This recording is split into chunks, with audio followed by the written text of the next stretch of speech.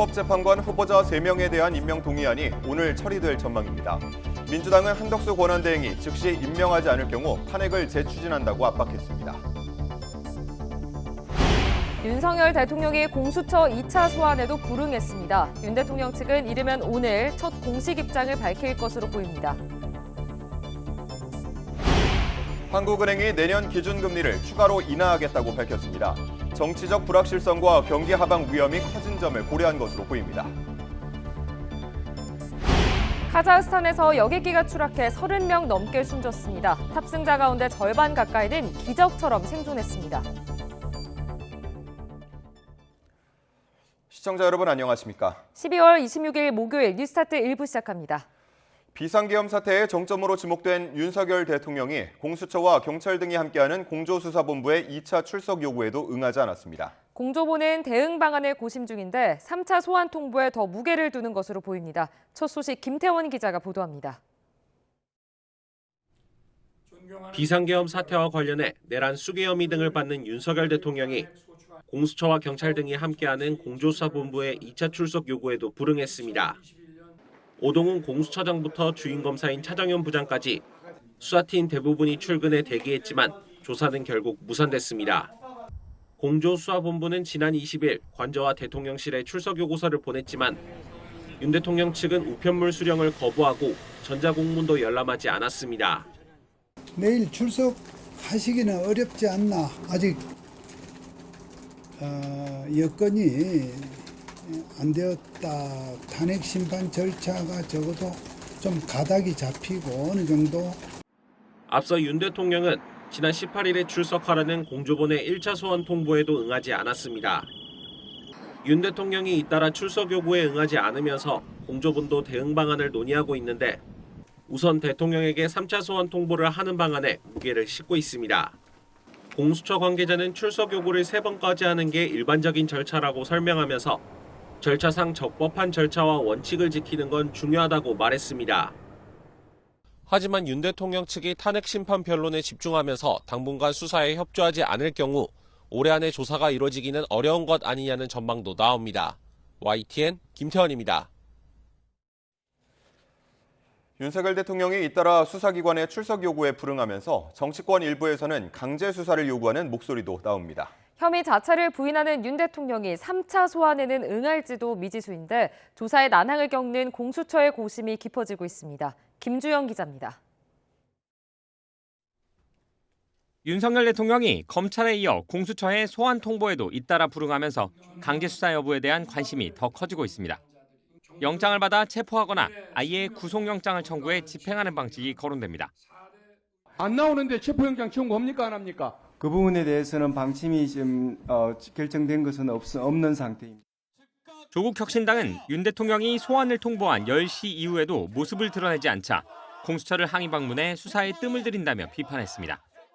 공수처는 체포영장 청구를 망설이고 있습니다. 체포영장에 대해서 아직도 먼 얘기를 하면서 국민들의 마음과 먼 얘기를 하고 있습니다. 윤석열 대통령 측은 내란 혐의 자체를 부인하는 가운데 이거를 내란죄로 단정하는 권한이 수사기관이 어디에 있습니까? 공수처는 윤 대통령의 소환 불응에 대한 대응 방법을 신중하게 고민하는 것으로 보입니다. 공수처 관계자는 다음 절차에 들어가는데 그리 오래 걸리지 않을 것 같다면서도 체포영장에 대해서는 아직 검토할 것이 많다는 입장을 밝혔습니다. 법원에서 체포영장이 기각될 수도 있고 발부받는다고 해도 경호처와의 충돌 가능성 등 부담이 크기 때문이라는 분석입니다. 일반적인 절차를 뛰어넘어 강제 수사에 속도를 냈다가 결과가 좋지 않으면 역풍이 불 수도 있습니다. 이에 따라 공수처는 윤 대통령에게 3차 소환 통보를 할 것으로 보이는데 대통령이 여기에 응할지 미지수인 점은 부담입니다. 앞서 윤 대통령 측은 헌법재판소의 탄핵 심판이 수사보다 우선이라는 입장을 밝혔습니다. 여기에 강제 수사 요구도 거세지는 상황에서 윤 대통령 조사에 난항을 겪는 공수처의 고심이 깊어지고 있습니다. YTN 김주영입니다. 고위공직자범죄수사처의 출석 요구에 불응한 윤석열 대통령 측이 침묵을 이어간 가운데 이르면 오늘 첫 공식 입장을 발표할 것으로 보입니다. 윤 대통령의 변호인단과 대리인단 구성에 관여하는 석동현 변호사는 그제 헌재가 제출을 요구한 포고령과 국무회의 회의록을 제출할 것인지 등에 대해 성탄절 다음 날 이후에 변호인단 쪽에서 정리된 입장을 내놓을 것이라고 밝혔습니다. 석 변호사는 모든 문제를 다 발표한다는 뜻은 아니라며 내일 변론 준비 기일 절차가 있는 것과 관련해 입장이나 대처가 있을 수 있다는 취지로 설명했습니다. 계엄 사태의 핵심 피해자로 검찰 수사를 받고 있는 김용현 전 국방부 장관의 변호인단이 오늘 기자회견을 열고 입장을 발표합니다. 김 전 장관 측 변호인단은 오늘 오전 서울 서초구 한국컨퍼런스센터에서 기자회견을 열기로 했습니다. 변호인단은 이 자리에서 검찰 수사와 김 전 장관의 혐의 등에 대한 공식 입장을 밝힐 걸로 보입니다. 김 전 장관은 지난 10일 구속된 뒤 검찰 특별수사본부 소환에 응하고 있지만 관련 진술은 모두 거부하는 가운데 다른 수사기관 조사에는 중복 수사를 이유로 응하지 않고 있습니다. 검찰은 오는 28일 김 전 장관의 구속기간 만료를 앞두고 추가 수사를 이어가는 가운데 조만간 김 전 장관 등을 재판에 넘길 전망입니다. 윤 대통령이 2차 소환에 불응한 가운데 공수처는 자료를 보강해 3차 출석 요구를 할 것으로 보입니다. 그런데 공수처는 검찰로부터 윤 대통령 혐의와 관련한 주요 인물들의 수사 자료를 아직 받지 못했다는 입장인데요. 수사기관 사이 신경전이 계속되고 있습니다. 이경국 기자가 보도합니다. 공수처는 당장 윤 대통령에 대한 체포영장을 청구하기보다 3차 출석을 요구하는 방안에 무게를 두는 것으로 보입니다. 더욱 철저한 준비를 거쳐 조사를 진행하겠다는 건데 아직 검찰로부터 주요 수사 자료를 전부 넘겨받지 못한 것도 배경으로 보입니다. 윤 대통령 사건 이첩이 결정된 지 약 일주일 만에 검찰은 고발장 등 기초자료를 공수처로 보냈지만 핵심 피의자인 김용현 전 국방부 장관과 군 수뇌부 등의 수사 자료는 넘기지 않은 것으로 파악됐습니다. 하지만 공수처 입장에서는 비상계엄 사건의 정점, 내란의 수괴로 지목된 윤 대통령 조사를 위해 가능한 많은 진술과 증거를 확보해야 합니다. 특히 윤 대통령 혐의와 관련한 주요 인물들의 자료도 필요하다는 입장이지만 검찰은 넘기기로 한 자료는 모두 보냈다는 입장입니다. 이첩 대상이 애초 윤 대통령 사건이었던 데다 다른 피의자들에 대해선 수사가 진행 중인 만큼 추가 협조는 앞으로 협의를 통해 결정할 문제라는 겁니다. 결국 검찰과 공수처는 당분간 주요 수사 기록 등 협조 범위를 두고 신경전을 이어갈 것으로 보입니다. 이와 함께 검찰과 경찰은 서로를 계엄 사태에 관여한 것으로 의심하며 수사 선상에 올려두고 있어서 검경 사이 주도권 다툼도 계속될 거라는 전망이 나옵니다. YTN 이경국입니다. 경찰이 9.3회 제2기갑여단장을 내란 혐의로 입건한 지 하루 만에 소환해 조사했습니다. 함께 피해자로 입건된 방정환 국방부 혁신기획관에게 소환을 통보하며 비상계엄 모의 정황 수사에 속도를 내고 있습니다. 김희영 기자가 전해드립니다. 경찰 국가수사본부 특별수사단은 9.3회 육군 제2기갑여단장을 소환했다고 밝혔습니다.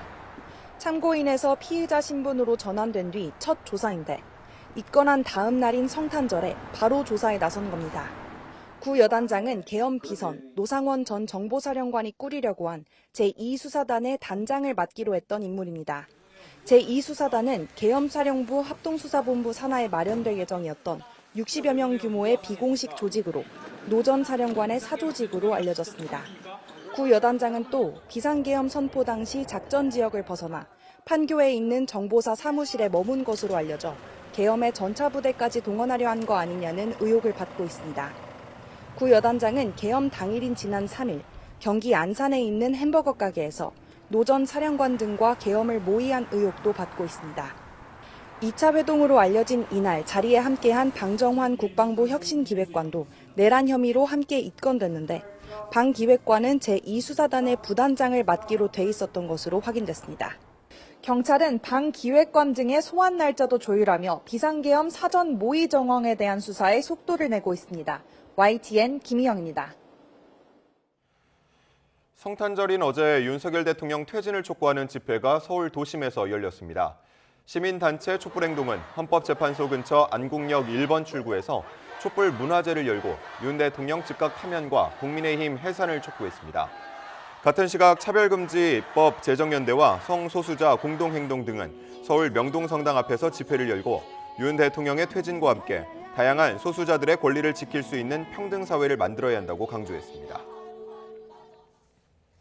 보수단체들도 성탄절에 서울 도심 곳곳에서 집회를 열고 윤석열 대통령 탄핵 반대를 외쳤습니다. 신자유연대는 서울 용산구 대통령 관저 근처에서 집회를 열고 윤 대통령을 파면할 게 아니라 사법농단을 벌인 더불어민주당 이재명 대표를 긴급 체포해야 한다고 주장했습니다.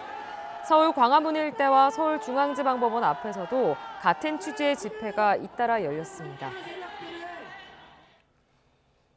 헌법재판관 임명과 한덕수 대통령 권한대행 탄핵 문제가 맞물리면서 여야 간 대치 분위기가 고조되고 있습니다. 더불어민주당이 한대행의 결단 시한을 제시하면서 사실상 마지막 기회를 줬다는 해석이 나오는데 국민의힘은 국정을 초토화하려는 의도라며 반발했습니다. 임성재 기자의 보도입니다. 민주당은 헌법재판관 후보자 임명 동의안의 본회의 처리를 하루 앞두고 한덕수 권한대행에게 다시금 임명 시한을 못 박았습니다. 임명안 통과 즉시 국회 추천 몫의 헌법재판관 3명을 임명하지 않으면 즉각 탄핵에 나서겠다는 점을 분명히 한 겁니다. 한덕수가 권한대행이 하는지 안 하는지를 시간을 주고 온 국민이 한번 보자. 온 국민과 함께 우리 당도 마찬가지고 인내의 시간을 한번 가져보자. 이미 상설특검 추천 의뢰뿐 아니라 내란과 김여사 특검법을 공포하지 않은 상황에서 내일 오전까지 마지막 기회를 준다는 뜻을 전한 거로 보입니다. 앞서 민주당 주도로 한대행 탄핵안이 발의 직전까지 갔던 터라 어느 때보다 현실화 가능성은 높다는 분석도 나옵니다. 국민의힘은 그러나 기존대로 한대행이 대통령의 고유 권한인 헌법재판관 임명의 주체가 될 수 있는지부터 따져봐야 한다며 강하게 반발했습니다. 민주당 주도로 헌법재판관 후보자 임명안이 국회를 통과하면 권한쟁의 심판이나 헌법소원 등 법적 대응을 총동원하겠다는 점도 명확히 했습니다. 지금 민주당은 지금 이 집권당뿐만 아니라 여당에 완전히 이 초토화를 시키려고 하는 의도로밖에 지금 보이지 않다 이렇게 생각을 합니다. 특히 민주당이 헌법재판관 임명 문제와 연결지어 한대행 탄핵에 나서더라도 대통령의 준하는 의원 200명 이상 동의가 필요하다고 거듭 주장했습니다. 과거 민주당이 방통위원장, 부위원장 탄핵을 추진하면서 직무대행이란 표현을 쓴 만큼 이번에도 같은 기준을 적용해야 한다는 취지입니다. 하지만 민주당은 한대행은 선출되지 않은 국무총리로 탄핵 시엔 제적의원 과반인 151명 찬성만 있으면 된다며 시각을 달리하고 있습니다. 애초 여야는 이번 본회의에서 모처럼 다수의 비쟁점 민생법안을 처리한다는 계획이었는데 한대행 탄핵을 둘러싼 이견 등으로 전국이 다시 정쟁의 늪으로 빠지는 것 아니냐는 우려 섞인 전망도 나옵니다. YTN 임성재입니다. 국회 입법조사처는 대통령 권한대행이 국무총리 시절 위법 행위로 탄핵 사유가 발생했을 경우 탄핵 소추안 의결 종족수는 대통령에 준해야 한다는 견해도 있다며 기존 입장을 수정했습니다. 입법조사처가 국민의힘 김은혜 의원실에 제출한 답변서를 보면 대통령 권한대행자의 탄핵 시 대통령에 적용되는 가중 정족수 적용 여부를 두고 명시적으로 정해진 건 없다며 이같이 밝혔습니다.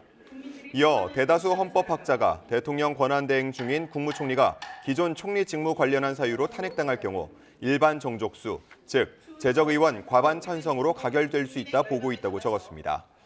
다만 국무총리가 대통령 권한대행 중일 때 탄핵 대상이 되면 대통령에 준해 가중 정족수, 즉 제적의원 3분의 2 찬성에 적용을 받는다는 견해도 최근 보도된 바 있다고 덧붙였습니다. 한덕수 대통령 권한대행의 탄핵소추 의결 정족수를 두고 여야의 의견이 엇갈리는 가운데 헌법재판소법 해설서엔 탄핵 사유가 되는 위법 행위란 시점에 따라 정족수를 다르게 정해야 한다는 내용이 담긴 것으로 파악됐습니다. 헌법재판소 헌법재판연구원이 지난 2015년 발간한 법령 주석서에는 권한대행을 탄핵할 경우 의결 정족수는 대행되는 공직자의 지위를 기준으로 한다는 내용이 담겨 있습니다. 또 대행자로서 직무집행 중 위법 행위만 탄핵 사유가 된다고 명시했는데 이러한 해석에 따르면 한대행의 탄핵 정족수는 대통령 탄핵 기준에 따라 제적의원 3분의 2의 동의가 필요합니다. 다만 주석서는 이와 함께 권한대행 자신의 본래 집행 중 위법 행위에 대해서도 본래 신분으로서 탄핵 대상이 된다고 설명했습니다. 다시 말해 총리 직무 집행 도중 위법 행위가 탄핵 사유로 올라갈 경우 국무위원 탄핵 기준인 151명이 동의하면 탄핵이 가능하다는 해석입니다. 이와 관련해 헌재 관계자는 헌법재판연구원에서 주석서를 발간했지만 헌재의 공식 입장을 담은 책은 아니고 집필자의 견해를 쓴 것이라고 설명했습니다. 더불어민주당이 한덕수 대통령 권한대행에 대한 탄핵안 발의를 유보하면서 공은 다시 한 권한대행에게 넘어간 모양새입니다. 헌법재판관 후보자 3명의 임명 여부를 사실상 오늘까지 결정해야 하는 상황으로 어떤 선택을 내리느냐에 따라 초유의 권한대행 탄핵 소추 여부도 결정될 것으로 보입니다. 이종원 기자입니다. 한덕수 대통령 권한대행은 내란 특검법과 김건희 특검법의 국무회의 상정을 보류하며 여야를 향해 타협안 마련을 요구했습니다.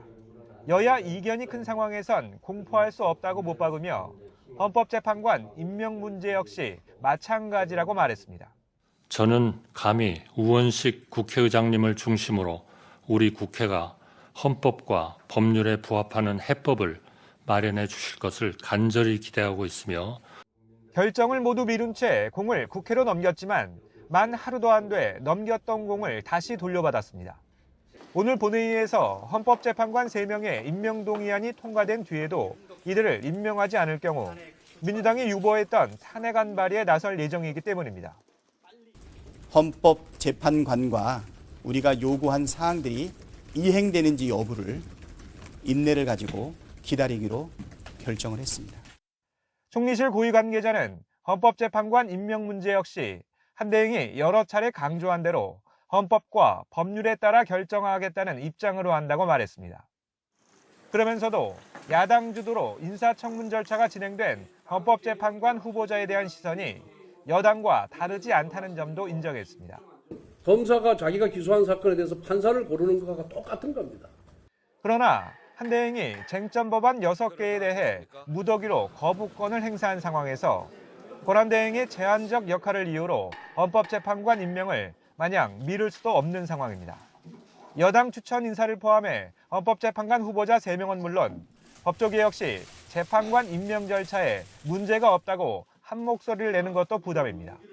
초유의 대통령 권한대행 탄핵소추 여부를 사실상 스스로 결정해야 하는 상황으로 한대행의 고심이 그만큼 깊어지고 있습니다. YTN 이종원입니다. 민주당 주도로 국회를 통과한 내란 특검과 김건희 여사 특검법을 둘러싼 갈등도 격해지고 있습니다. 당장 오늘 예정됐던 여야정 국정협의체 출범은 어려워졌습니다. 나혜인 기자입니다. 민주당은 공수처의 출석 요구를 또다시 거부한 윤석열 대통령을 맹비난하며 조속한 구속수사를 요구했습니다. 수사 지연은 국민 불신을 초래할 거라며 한덕수 대통령 권한대행을 향해 특검 수용을 거듭 압박했습니다. 한덕수 권한대행은 무슨 의도로 내란 수사를 방해하고 국민의 요구를 무시하는 겁니까? 내란의 공범임을 스스로 자인하는 것입니까? 한대행이 여야의 특검법 재협상을 주문하면서 정부와 거대 양당 지도부가 참여하는 국정협의체는 시작부터 좌초 위기에 처했습니다. 민주당은 겉으론 지도부 교체기인 국민의힘의 실무협의 준비가 안 됐다는 이유를 들었지만 내부에선 한대행이 국정협의체를 민생 회복이 아니라 내란 유지 수단으로 쓰려 한다는 격한 반응이 터져나왔습니다. 국민의힘은 협의체에서 논의할 의제 준비는 이미 다 돼 있다며 판을 깨려는 건 민주당이라고 반박했습니다. 공석인 국방부와 행정안전부 장관 인선 등 해결해야 할 민생 안보 현안이 쌓여 있다며 야당의 협조를 촉구했습니다. 합의되지 않은 특검은 절대 받을 수 없다면서도 독소 조항을 빼면 협의할 여지는 있다며 한대행과 발을 맞췄습니다. 특검 후보 추천을 또 야당이 독점하고 있는 상황이잖아요.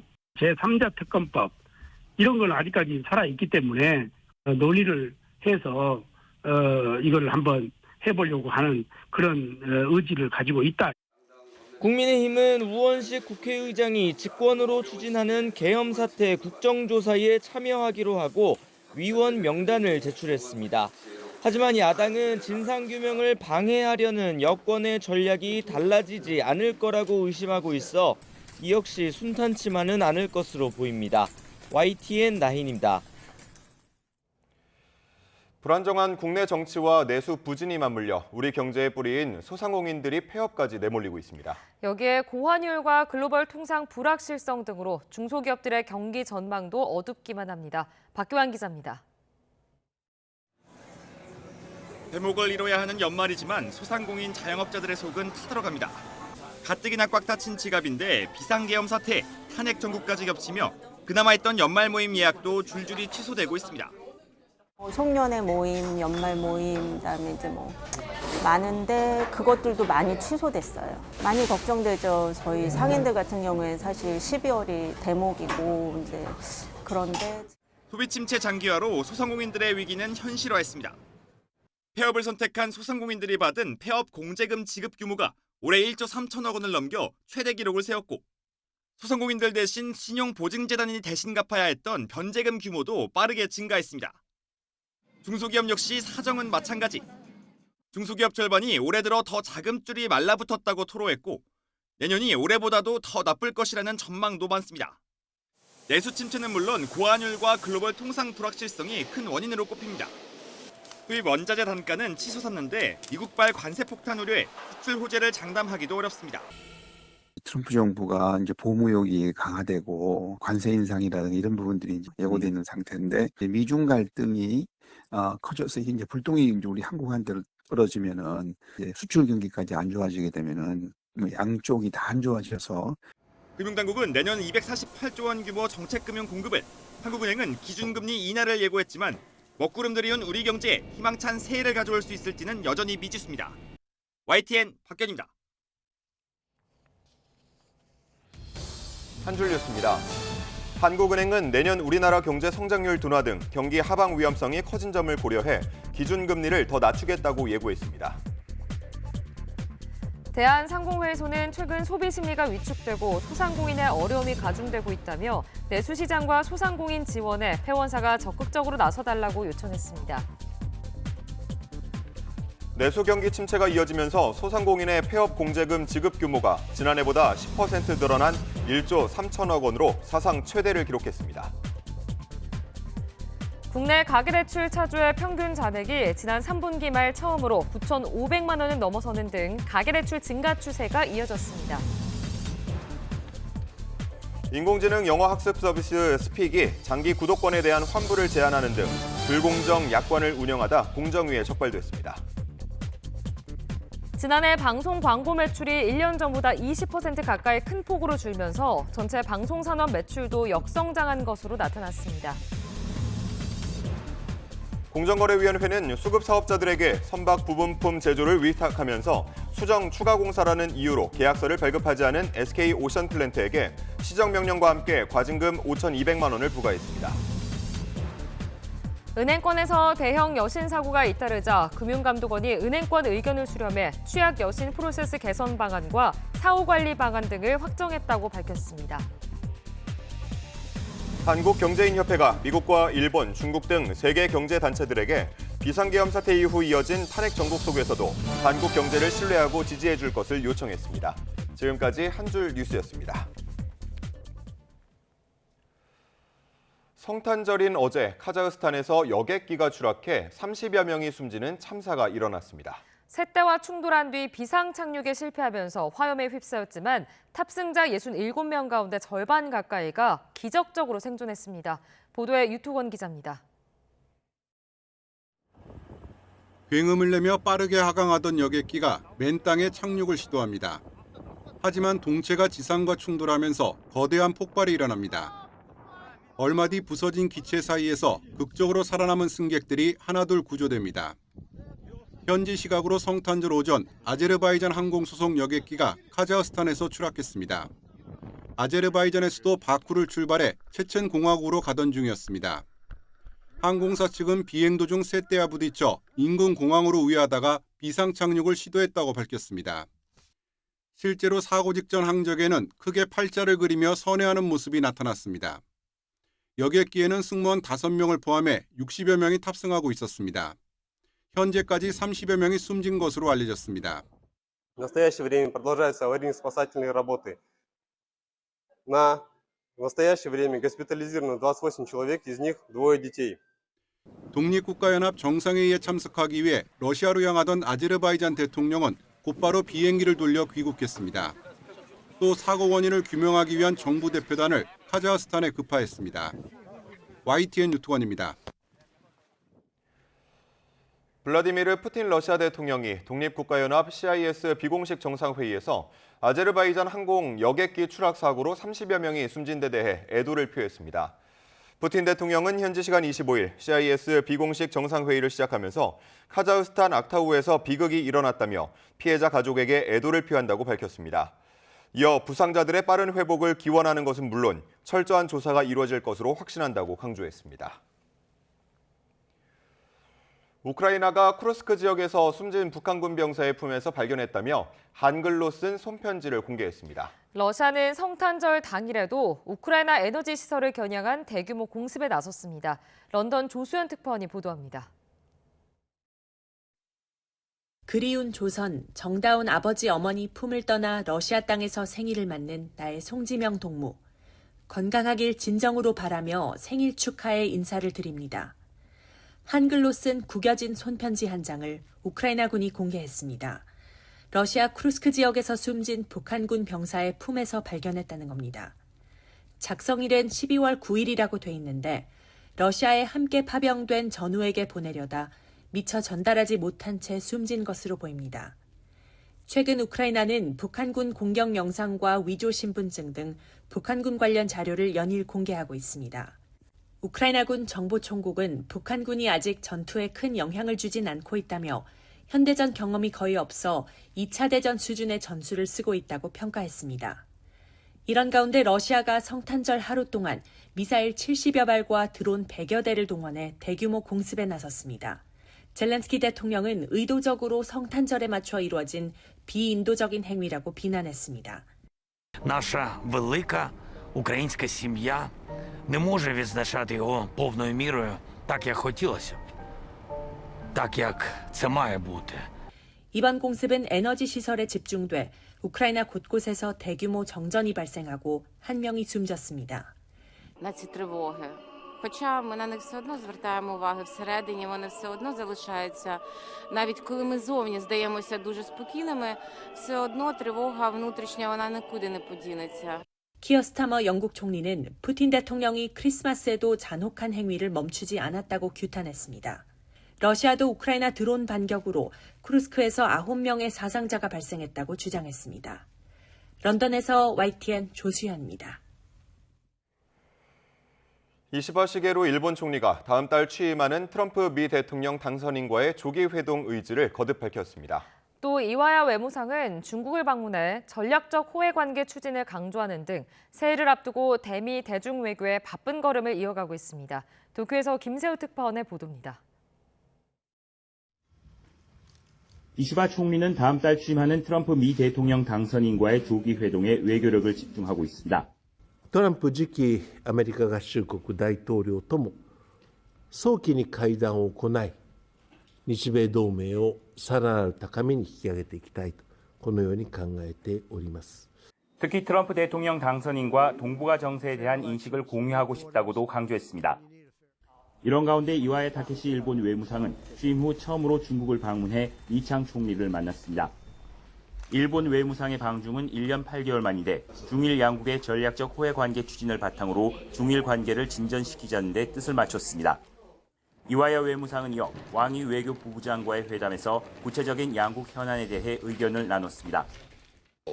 王毅外交部長との間でまさに課題と懸案を減らし協力と連携を増やすその第一歩をですね記していきたいと思っております。中日关系稳定了，亚洲就更加稳定。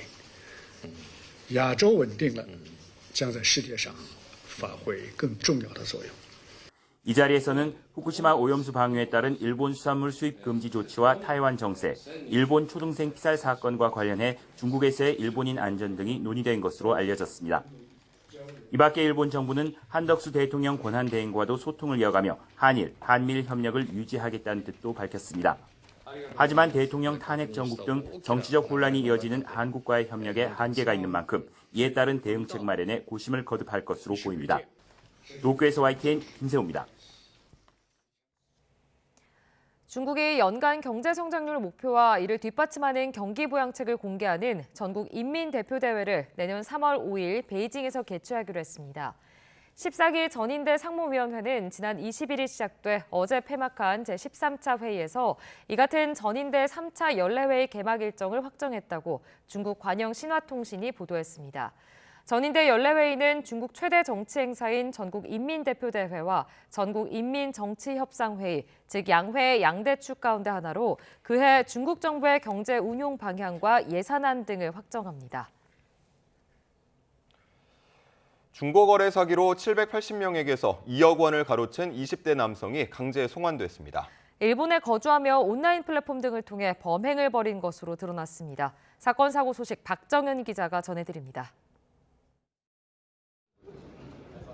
마스크로 얼굴을 가린 남성이 경찰에 양팔이 붙들린 채 공항 입국장을 빠져나옵니다. 상습 중고거래 사기로 일본에서 강제 송환된 20대 남성 A씨입니다. 지난해 3월 일본으로 건너간 A씨는 인터넷 중고거래 사이트나 SNS에 허위 매물을 올려 돈을 뜯어낸 것으로 조사됐습니다. 주로 유명 가수 콘서트 티켓이나 애플워치 등을 판매한다고 올렸는데 거래 대금을 먼저 입금하면 택배로 물품을 보내줄 것처럼 속였습니다. A씨에게 당한 피해자만 780명, 금액은 2억 원대에 달하는 것으로 파악됐습니다. A씨는 지난 7월 일본 경찰에 별건으로 신고가 접수되며 앞서 인터폴에 적색 수배를 요청했던 우리 경찰에 덜미가 잡혔습니다. 신병을 넘겨받은 경찰은 추가 범행 여부에 대한 수사를 이어갈 방침입니다. 어제 저녁 8시 50분쯤 경남 사천에선 10대 여성의 흉기를 휘두른 10대 남성이 경찰에 붙잡혔습니다. 여성은 곳곳에 자상을 입은 채 병원에 옮겨졌지만 끝내 숨졌습니다. 남성은 범행 뒤 자해를 해 이송된 거로 확인됐습니다. 경찰은 두 사람 관계 등 자세한 경위를 조사하고 있습니다. 어제 오후 5시 10분쯤엔 전남 나주 주택에서 화재가 발생했습니다. 불은 2시간 반 만에 꺼졌지만 집안에 있던 90대 남성이 화상을 입었고 딸 50대 여성도 연기를 마셔 병원 치료를 받았습니다. YTN 박정현입니다. 시국도 경제 상황도 어두운 연말, 성탄절은 모처럼의 위로로 다가왔습니다. 시민들은 우리 사회에 평화와 희망이 깃들길 바라며 사랑하는 이들과 따뜻한 하루를 보냈습니다. 송재인 기자의 보도입니다. 이른 시간부터 발 디딜 틈 없이 붐비는 명동성당. 예년과 다를 것 없는 성탄절 풍경이지만 혼란한 시국인 만큼 신도들의 기도에는 그 어느 때보다 깊은 간절함이 담겼습니다. 서로가 서로를 이해하면서 그렇게 힘내면서 그렇게 갔으면 좋겠어요. 평화스러운 그런 나라로 이끌어 주시기를 바라는 그런 간절한 마음이 있습니다. 정순택 대주교도 성탄 미사를 통해 희망을 되찾길 바라는 마음을 전했습니다. 아기 예수님의 겸손하고 겸허한 모습을 바라보며 지금 우리가 마주한 어려움 속에서도 희망의 빛을 발견할 수 있게 되길. 성당 앞에 펼쳐진 성탄시장. 아기자기한 장식, 성탄 디저트까지 손에 드니 이제야 비로소 연말 분위기를 실감합니다. 어수선한 상황이다 보니까 좀 이런 데에 와서 기분 전환도 좀 하고 좀 연말의 느낌을 좀 느끼려고 한번 나와봤습니다. 엄마 아빠 나오니까 더 재밌어요. 도심 스케이트장은 묵혀둔 스트레스를 날리기 위해 나들이 나온 시민들로 가득했습니다. 사랑하는 사람들과 추억을 쌓으며 연말 내내 지쳤던 마음을 다독였습니다. 뒤숭숭해가지고 뭐 그렇긴 한데 그래도 연말 이럴 때라도 즐겨야지 싶은 마음으로 오랜만에 나와서 네, 좋았습니다. 어수선한 시국에 맞은 성탄절. 시민들은 아기 예수의 평화를 또 사랑을 되새기며 마음만큼은 따뜻한 하루를 보냈습니다. YTN 송재인입니다.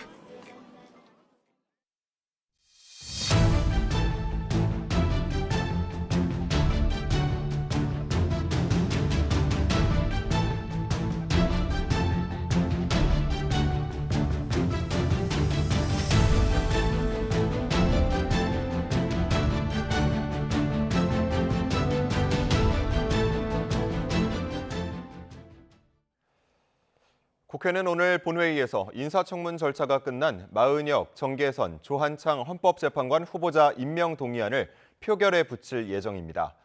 다수당인 민주당은 임명 동의안이 의결되는 즉시 한덕수 대통령 권한대행에게 임명권 행사를 독촉하며 탄핵소추안 발의 시점을 조율할 것으로 보입니다. 헌법재판관 충원에 반대해온 국민의힘은 야당이 임명 동의안 의결을 강행하면 헌법재판소에 권한쟁의 심판을 청구하는 방안을 검토하고 있습니다. 비상계엄 사태와 대통령 탄핵 정국의 혼란을 수습하기 위해 여야와 정부가 머리를 맞대기로 한 여야정 국정협의체가 오늘로 예정됐던 첫 회의를 앞두고 출범부터 차질을 빚고 있습니다. 국회 관계자는 YTN과의 통화에서 여야가 헌법재판관 후보자 3명의 임명 동의안을 본회의에서 처리할지를 두고 이견을 보이는 만큼 상황을 지켜봐야 할 것 같다고 말했습니다.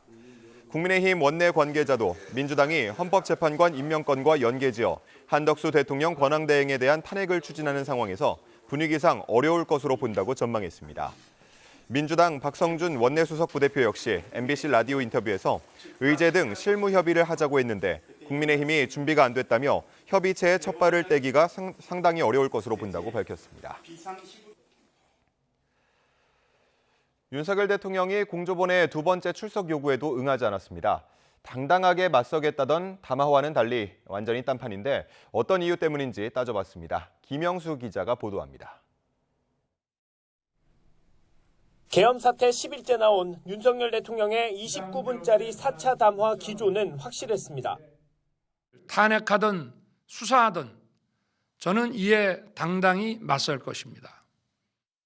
그런데 담화 발표 하루 전날 검찰이 피의자 신분으로 출석해 조사받으라고 통보한 사실이 뒤늦게 알려졌습니다. 수사기관 통틀어 첫 소환 통보였는데 윤 대통령은 나오지 않았습니다. 이후 공수처와 경찰이 꾸린 공조수사본부의 출석 요구서는 두 차례 모두 받기를 거절하면서 사실상 무시했습니다. 검찰총장 출신 대통령이 수사에 응하지 않는다는 비판에도 무리해서 수사기관 출석을 피하는 건 나름의 전략으로 보입니다. 대통령 입장에서는 탄핵 심판이 우선이다 생각하는 거죠. 탄핵 심판의 경우 공개되는 헌법재판소 변론에서 계엄의 당위성을 설명할 수 있다는 게 표면적인 이유입니다. 일종의 여론전 효과입니다. 대통령의 기본적인 입장 이런 부분들이 헌법재판관들에게 또 국민들에게 설명이 좀 되어야 하는 것이 우선이다.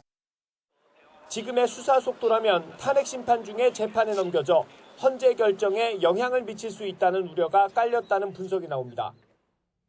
김용현 전 장관을 비롯해 먼저 기소될 군 관계자들의 공소장을 보고 대응하려는 속내도 엿보입니다. 일각에선 내란 혐의와 계엄 선포에 따른 탄핵이라는 사건의 특수성 때문에 변호인을 구하기 어려워서 어쩔 수 없이 지연되고 있다는 얘기도 나왔는데 윤 대통령 측은 소수 정예로 꾸리고 있다고 설명했습니다. YTN 김영수입니다.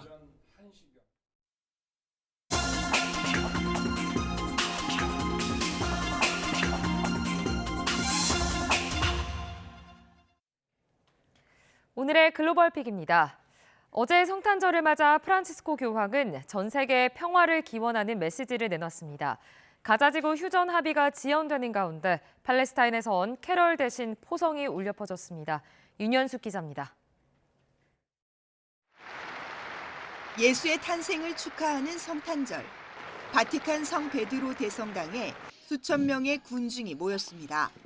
프란치스코 교황은 성탄 메시지에서 세계 곳곳의 분쟁과 고통을 언급하며 평화를 호소했습니다. 우크라이나 전쟁과 가자 전쟁을 거론하며 대화와 평화의 문을 열어야 한다고 강조했습니다. In Palestina e in Israele, e in particolare alla cara comunità di Gaza, dove la situazione umanitaria è gravissima. 평화를 기원하는 간절한 기도에도 성탄절을 맞은 팔레스타인에는 캐럴 대신 포성이 끊이지 않았습니다. 이스라엘 군의 공격으로 어린이를 포함해 수십 명이 숨지고 다치는 참사가 계속됐습니다. 가자지구 남부의 여러 땅굴을 폭파하는 영상을 공개한 이스라엘은 전쟁이 끝나도 가자지구를 통제하겠다는 의지를 분명히 했습니다. שיבטיחו מול היישובים את ביטחונם, ועם כל הדבר הזה אנחנו נפעל כדי להשיג את שתי מטרות המלחמה. 연내 타결이 기대되던 가자 전쟁 휴전 합의도 또다시 지연되고 있습니다. 생존 인질 명단 제공과 이스라엘군 가자지구 주둔 등 일부 조항에서 막판 의견 차이를 좁히지 못하고 있기 때문입니다. 하마스는 이스라엘이 새 조건을 내걸고 있다며 비판했고, 이스라엘은 합의 사항을 물리려 하는 건 하마스라며 서로에게 책임을 떠넘겼습니다. YTN 윤현숙입니다. 모잠비크 대선에서 여당 후보인 다니엘 샤프의 승리가 확정된 뒤 반발하는 시위가 재개된 가운데 경찰이 강경 진압에 나서면서 최소 21명이 사망했다고 알자지라 방송 등이 보도했습니다. 파스쿠알 혼다 내무부 장관은 현지 시각 24일 야권 후보를 지지하는 젊은 층의 시위로 폭력과 약탈이 촉발됐다며 진압 과정에서 경찰관 2명을 포함해 21명이 숨졌다고 밝혔습니다. 그러면서 경찰서와 주요소, 은행 등을 파손한 혐의로 지금까지 78명이 체포됐으며 전국적으로 보안 조치를 강화했다고 덧붙였습니다. 살인죄로 징역 20년형을 받고 잠적했던 남미 수리남의 독재자 데시 바우테르서 전 대통령이 79살로 사망했습니다. 알베르트 람딘 수리남 외무부 장관은 현지 시각 25일 로이터 통신에 수리남 정부는 자체 수사와 가족들을 통해 바우테르서 전 수리남 공화국 대통령의 사망을 확인했다고 밝혔습니다. 석 달여 만에 다시 분화한 미국 하와이 킬라우에아 화산이 이틀째 용암을 분출했습니다. 미국 지질조사국은 일반인의 출입이 제한된 킬라우에아 화산 정상부에서 이틀째 분화가 관측됐다고 밝혔는데요.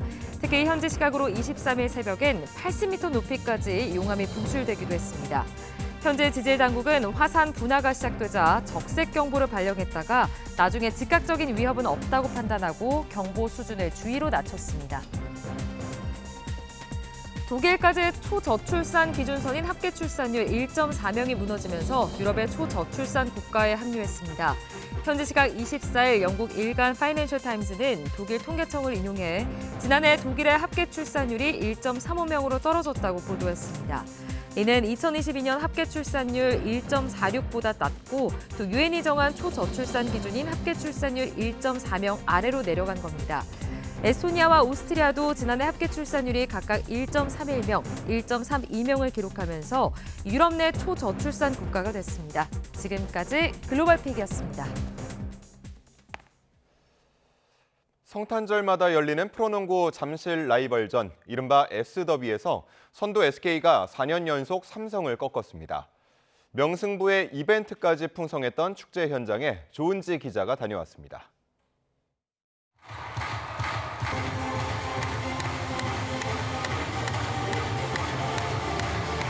크리스마스의 농구 코트는 2시간짜리 콘서트장이었습니다. 선수들 각오는 평소보다 특별했고 날이 날이인 만큼 꼭 승리해서 돌아가도록 다 같이 준비 중입니다. 메리 크리스마스!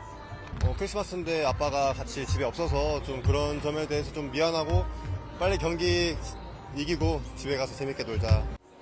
알뜰살뜰 팬 서비스도 빛을 발했습니다. 선물은 이제 승리로, 오늘 승리로 보답하겠습니다. 메리 크리스마스! 팬들도 뜨거운 응원을 보내며 바짝 힘을 냈습니다. 오늘 S더비 이기고 통합 우승까지 갔으면 좋겠어요. 바로 너야, SK! 농구의 진심인 모델 문수인이 산타복 차림으로 덩크를 꽂으며 시작한 경기. 역전을 거듭한 시속게임은 경기 종료 20초 전 터진 김선영의 천금 레이업으로 SK가 석점차 진땀승을 거뒀습니다. 지난 2016년 시작한 S더비에서 4년 연속 승리한 SK는 선두 질주를 이어갔습니다. 서울 라이벌의 명승부에 1225개 아낌없는 선물까지 더해지면서 만원 관중은 기분 좋은 성탄 추억을 쌓았습니다. 3점 슛만 4개, 허웅이 26점을 터뜨린 KCC는 4연패 탈출로 부산 홈팬을 웃게 했고 김태술 감독의 소노는 3연승을 달렸습니다. YTN 조은지입니다. 제42대 대한체육회장 선거에 역대 가장 많은 6명이 도전장을 던졌습니다. 이기흥 회장이 3연임에 도전하는 가운데 유승민 전 탁구협회장과 강신욱 단국대 명예교수, 김용주 전 강원체육회 사무처장, 오주영 전 세팍타크로 회장 등 야권 후보 5명이 후보 등록을 마쳤습니다. 박창범 전 우슈협회장과 안상수 전 인천시장은 막판 불출마를 선언했지만 야권 단일화는 사실상 불발됐습니다. 네, 차기 대한축구협회 회장 선거가 예상대로 12년 만에 경선으로 치러지게 됐습니다. 후보 등록 첫날인 성탄절 당일 4선에 도전하는 정몽규 현 회장을 시작으로 신문선 명지대 초빙 교수와 허정모 전 축구대표팀 감독이 차례로 등록 절차를 마무리했습니다. 후보 등록은 내일까지 사흘간이고 선거는 내년 1월 8일에 치러집니다. 우리나라의 상수도 보급률이 99.5%에 달하는 것으로 집계됐습니다. 환경부는 이 같은 내용의 2023년 상수도 통계를 내일 국가 상수도 정보 시스템에 공개한다고 밝혔습니다. 또 국민 1인이 하루 동안 쓰는 수돗물은 303.9리터로 지난해 305.6리터보다 0.6% 줄었습니다. 전국 수돗물 평균 요금은 1리터당 0.796원으로 한 해 전보다 0.048원 올랐습니다. 서울시 교육청은 내년 1월 1일부터 전국 시도교육청 가운데 처음으로 공무원 근무시간 면제, 타임오프 제도를 도입한다고 밝혔습니다. 타임오프는 임금을 받으면서 근무시간에 노조 활동을 할 수 있도록 보장하는 제도입니다. 임금을 받을 수 있는 조합활동 범위는 교육감과의 협의, 안전보건활동, 노조 유지 관리 등입니다. 밤사이 서쪽 지방 곳곳에 약한 강수구름이 지났습니다. 강원 남부와 제주도는 오늘 아침까지 약한 비나 눈이 조금 내리겠고요. 그 밖에 경기 남부와 충청, 전북에도 빗방울이 떨어지거나 눈이 날리는 곳이 있겠습니다. 빙판길과 도로 살얼음에 유의하시기 바랍니다. 눈비구름 뒤로 국외 미세먼지도 유입됐습니다. 현재 수도권과 충남의 초미세먼지 농도가 나쁨 수준 보이고 있는데요. 오늘 수도권은 종일, 그 밖의 지역은 한때 공기가 탁할 수 있겠습니다. 오늘은 하늘이 차차 맑아지겠습니다. 동해안 지방에는 건조특보가 내려진 가운데 영동 지방에는 바람도 강하게 불어 불조심하셔야겠습니다. 오늘 아침까지는 추위 걱정 없겠습니다. 현재 서울 기온은 영상 3.3도, 청주 2.7도, 부산 5.5도를 보이고 있습니다. 하지만 낮부터는 찬바람이 강해지며 중부지방은 영하권 체감 추위가 나타나겠는데요. 오늘 낮 기온은 서울 2도, 청주 3도, 광주 6도가 예상됩니다. 추위 속 내일과 모레 사이에는 충남과 호남을 중심으로 강하고 많은 눈이 내릴 전망입니다. 날씨였습니다. 이상으로 뉴스타트 1부 마칩니다. 잠시 후 2부가 이어집니다. 함께해 주신 여러분 고맙습니다.